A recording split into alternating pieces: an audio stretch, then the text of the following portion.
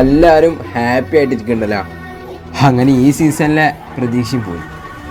പിന്നെ ഈ കോച്ച് എന്ന് പറഞ്ഞാൽ അവിടെ ഇരിക്കുന്ന അയാളുണ്ടല്ലോ, ഇയാളെ കൊണ്ടൊന്നും ഇനി എന്തിനും പറ്റില്ലടാ. എന്നാലും ആ ഗ്രൗണ്ടിൽ നിങ്ങൾക്ക് വേണ്ടി ആർത്ത് വിളിക്കുന്ന അവർക്ക് വേണ്ടിയിട്ടെങ്കിലും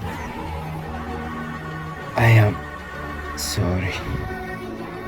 ഞാൻ ട്രൈ ചെയ്തു, പക്ഷെ എന്നെക്കൊണ്ട് സാധിച്ചില്ല.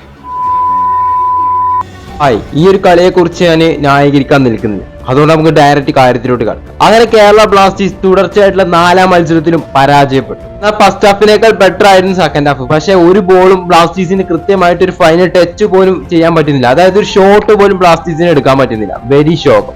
പിന്നെ ഈ ഒരു കളിയിൽ എടുത്തു പറയേണ്ട പെർഫോമൻസ് തന്നെയാണ് നിഹാൽ സ്വദേശ് കാഴ്ചവെച്ചത്. നിഹാൽ സ്വദേശിന്റെ പല ഷോട്ടും നമ്മൾ ബാറിന് കൊള്ളുന്ന കാഴ്ച കണ്ടു. അതായത് എന്താ പറയുക, നിർഭാഗ്യമില്ല, അത് തന്നെ വേണം പറയാം. പിന്നെ ഈ ഒരു മത്സരത്തിന് ശേഷം പല ആളുകൾ പറയുന്നുണ്ട് കോച്ചിനെ പുറത്താക്കണം എന്നൊക്കെ. സോ ഇത് ഒരു കോച്ചിനെ പുറത്താക്കിക്കൊണ്ട് നിൽക്കുന്ന ഒരു കാര്യമല്ല. ഡേവിഡ് കറ്റാല എന്ന് പറയുന്ന ആ കോച്ച് കൃത്യമായിട്ട് എല്ലാം പറഞ്ഞു കൊടുക്കുന്നുണ്ട്. അതായത് ഒരു അറ്റാക്കിംഗ് ഫുട്ബോൾ കളിക്കാൻ തന്നെയാണ് കോച്ചിന്റെ ഒരു പ്രിപ്പറേഷനും ഈ ഒരു മത്സരത്തിൽ നമ്മൾ കണ്ടത്. പക്ഷെ കോച്ചിനെ അറിയാൻ പറ്റുന്നതൊക്കെ ടീമിന് വേണ്ടി ചെയ്യുന്നുണ്ട്. പറഞ്ഞാൽ ബ്ലാസ്റ്റേഴ്സിന് ഒരു ഓൺ ടാർഗറ്റ് ഷോട്ട് പോലും എടുക്കാൻ പറ്റുന്നില്ല. എന്തായാലും ഈ ഒരു അവസ്ഥയിൽ പോവാന്നുണ്ടെങ്കിൽ ബ്ലാസ്റ്റേഴ്സ് തന്നെ ആയിരിക്കും റെലഗേഷനിൽ കൂപ്പ് കുത്താം. സോ എന്താ ഞാൻ കൂടുതലായിട്ടൊന്നും പറഞ്ഞ് ന്യായീകരിക്കുന്നില്ല. അടുത്ത മത്സരം ഈസ്റ്റ് ബംഗാളിനെതിരെയാണ്. അതും ഏകദേശം ഇതിനെക്കാട്ടി അപ്പുറമായിരിക്കും ബ്ലാസ്റ്റേഴ്സിന്റെ പെർഫോമൻസ്. സത്യം പറഞ്ഞാൽ ഈ ഒരു മത്സരത്തിൽ കോച്ചിന്റെ ആ ഒരു നിൽപ്പ് കണ്ടിട്ട് വളരെയധികം വിഷമമായി. കാരണം ഒരു കോച്ചിനെ സംബന്ധിച്ചിടത്തോളം ചെയ്യാൻ പറ്റുന്ന എല്ലാം ചെയ്യുന്നുണ്ട്. പക്ഷെ പിന്നെല്ലാം പ്ലേയേഴ്സിന്റെ കയ്യിലാണ്. ഗോൾ അടിക്കുന്നതും അത് കാര്യങ്ങൾക്ക് നമ്മൾ പ്ലേയേഴ്സ് ഏറ്റെടുക്കേണ്ട കാര്യം. എന്നാൽ ഇക്കഴിഞ്ഞ 4 മത്സരത്തിലും ബ്ലാസ്റ്റേഴ്സിന്റെ പ്ലേയേഴ്സിൽ പോലും ജയിക്കണമെന്നില്ല ആ ഒരു മെന്റാലിറ്റി ഇല്ല.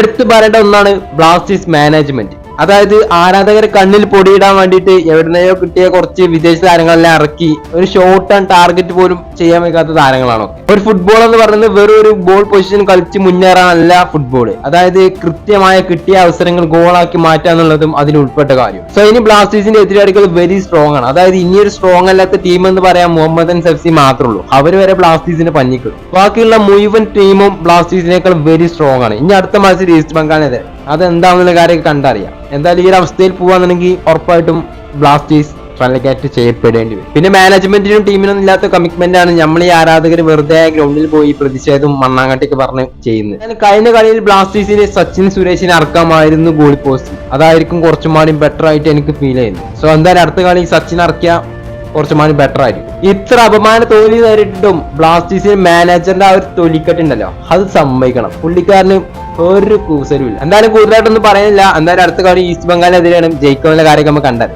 അപ്പൊ എന്തായാലും വീഡിയോ ഇഷ്ടപ്പെട്ട ലൈക്ക് ചെയ്യുക, ചാനൽ സബ്സ്ക്രൈബ് ചെയ്യുക. സോ നെക്സ്റ്റ് വീഡിയോ ആയിട്ട് കാണുന്നതായിരിക്കും. എല്ലാവർക്കും ഗുഡ് ബൈ.